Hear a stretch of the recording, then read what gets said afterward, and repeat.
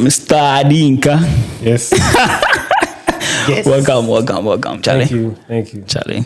So this be worship party. Mm-hmm. And I'm very glad to have you on worship party, you know.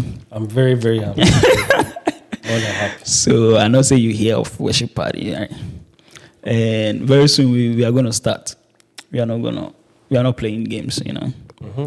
Very soon we're gonna start, and it's gonna start by the beginning of next month, which is December. Mm-hmm. Yeah. So since you are gonna be a part of our guest, right? Okay. I'd be very glad you introduce yourself to our people. So the worship is going to be every Saturdays from 6 p.m. to 7 p.m. Mm-hmm. And then also the Bible studies, can be on Sundays, same time. Okay. So sometimes it's possible it's going to interchange, right? Okay. Yeah, so it's not going to be strictly like Bible studies for Saturdays. So it can change at a point. So welcome once again. Thank you. And I would like you to tell a little more about yourself to our people. Mm-hmm. All right. I don't say you be Nigerian, but that'll be the only thing I know. But for just for like people to know, I might say I have to like reintroduce my nationality. Mm-hmm. But my name is Adeyinka. Okay, perfect. My friends call me Ade for short. Ade. It be so. I'm a Nigerian from America. Okay. Dual citizenship. Oh, that's nice. I am 32 years old, mm-hmm. and I gave my life to Christ 8th of December 2008. Powerful. I intentionally made it that day so that I can remember those numbers. Oh, nice. I have 2 birthdays. So how many years now? Like check like it be which year? It should be like okay. I know to 2008 to 2018 is 10 years. Okay, 10 years. From 2018 to now should be like 4 years. So I feel like 14 years. 14 years, so that's fine. Yeah, I don't try. yeah. I don't try. So can you tell us like the experience, like 18, how? Yeah, you're right. How you got to know, how you got to how you had an encounter with Christ? Can you tell us what happened? Well, I didn't have any like dramatic experience. Encounter, okay. I was given birth to in a Christian home. Okay. Yeah, so I've always been around. I grew to know that there's a God. I grew to know that Jesus is the Son of God, as every Christian believes. Right. I grew to know that church is important, reading your Bible is important, and every other spiritual thing that we are supposed to be doing to keep our spirit alive is important. So I grew up to know those things. Yeah. So, for someone like me, I didn't start my life like I was a very, very bad person and I became good. I kind of like started in that good environment and grew up with it. So that was just how it was for me. So I can say I grew to just know Jesus. And one of the things my mom did for me was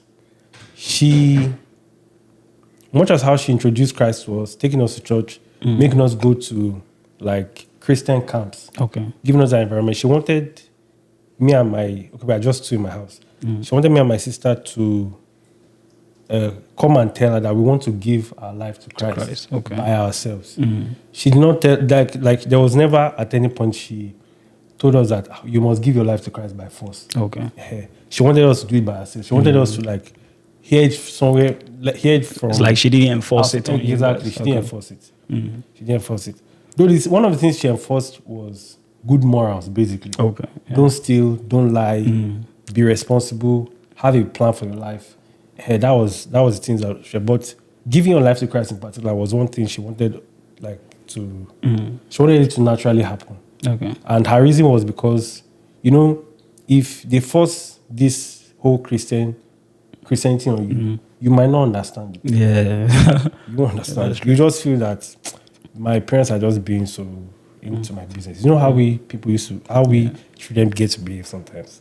Yeah. But yeah, that was how I got to know Jesus. So I think the experience was from the messages I was always hearing, the fathers I had in church, the like spiritual fathers. I mean, I saw how they always talk about their lives, how they talked about their experience, and one thing led to the other. I just felt that I think I'm supposed to exceptionally give my life to Christ. Like, it has to be a day that I have to like stand up and openly declare that I want to give my life to Christ. So that was how my knowing Jesus like came about. Oh, okay, powerful. Yeah.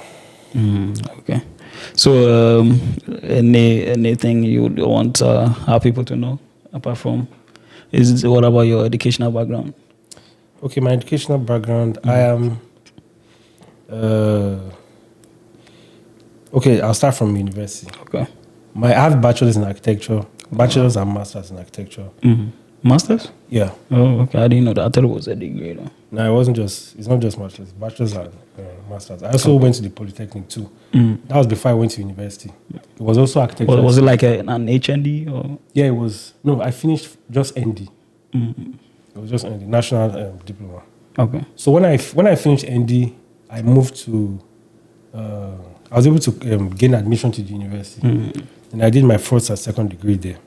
Okay. But I've just pretty much been in the environmental sciences, yeah, construction. But ever since I left Nigeria and I came to the United States, I've been looking at doing like something different. Okay. I want to be like in actual construction, not just sitting down like in the office, because that stuff can be very tiring. But yeah, that's my educational background in a nutshell. Okay, so do you intend to do anything with a degree after maybe your service? I will not be able to do anything with the degree, but the degree is going to be like a base for me. Okay, that kind of thing. Like I want to go into construction management. If I must go into construction management, I need to have like that base degree, which is architecture or any other kind of environmental science, to qualify to like make that a career path for me. So that's just how best I can see it. Though the degree is still going to come in handy, because if you're a construction manager, of course, you're going to read drawings at some point in time in your life. I mean, at some point in time in your career path. So, I mean, that's how it's going to help me. Powerful. Yeah. That's a powerful one. Okay, so let's go straight to the point. That was a touching one. So, worship party. Let's come to party. Yeah. So, what do you think about worship party? Charlie, say something. Worship. Okay, I think I was always seeing your posts. Come on, yeah. I kept seeing your posts, and I kept seeing your TikTok post too, and I think I got a very brief introduction about what worship party is. And I think one of the things I was able to pick from what you said was you want people to know Jesus, which is important. Exactly. Yeah. Is very important. This platform is good, and it's going to like make people know Jesus when they begin to hear like a good couple of these things. So I think it's a good thing, and one of the things I know that this worship party will help at is to change the minds of people. You know, the whole purpose of the gospel is to change people's mindset, really. Like to change their mindset and try and align it with the mindset of God. Yeah. There is one Bible verse that says that we should renew our minds, like renewing our minds. Continually renewing our mind. Yeah. And you know, the more we have people who are sane mentally, the better the society is going to be on the long run. So worship parties is a good initiative. I'm very happy that at least I have guys in my circle that are trying to they're not just thinking about money. Like even though it's important. Yeah, even though it's important. But you know, thinking about Jesus, thinking about how you can engineer Jesus into this generation, because everybody here is going to agree with me that this generation needs Jesus. Exactly. Yeah. Oh my God. They need Jesus.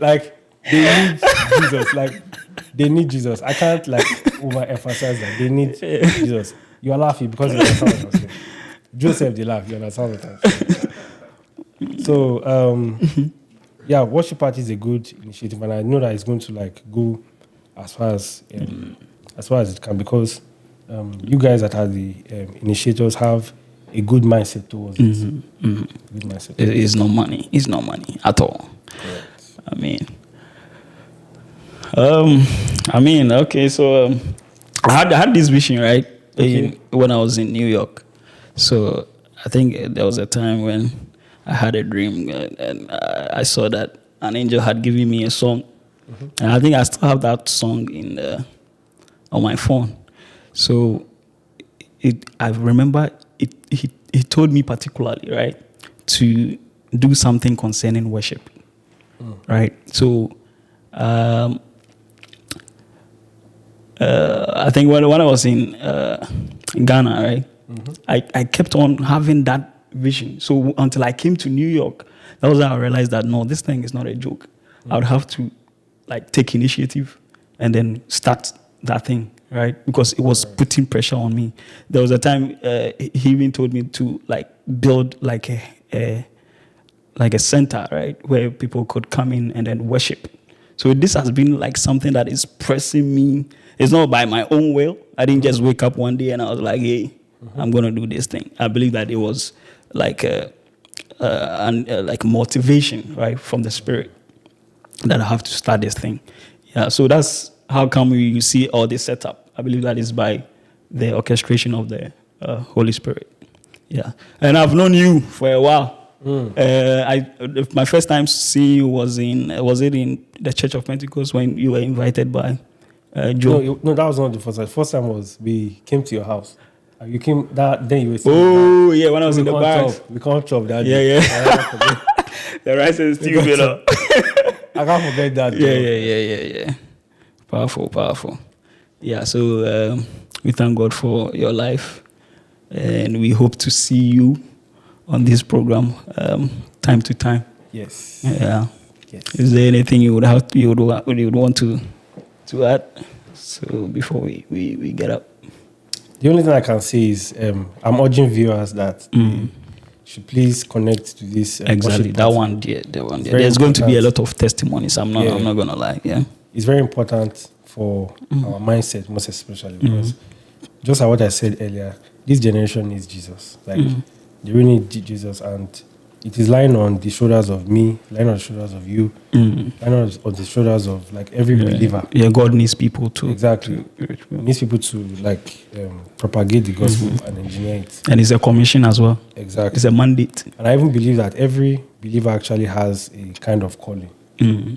Like there's always a calling that every believer has, so that you can like push out this Jesus, and the responsibility lies on we. And in order for that gospel to be properly propagated, it starts from like things like this. Yeah, and then there has to be like a sacrifice. Exactly, there has to be a sacrifice. There has to be a platform. There has to be a drive, that kind of thing. And I believe that one of the motivations would be that people will share testimonies and tell the world how God has been able to touch them from this worship party. Yeah, it's going to happen. It's going to happen. Yes. Yeah, like Apostle Paul had an encounter on his way to Damascus to destroy Christians.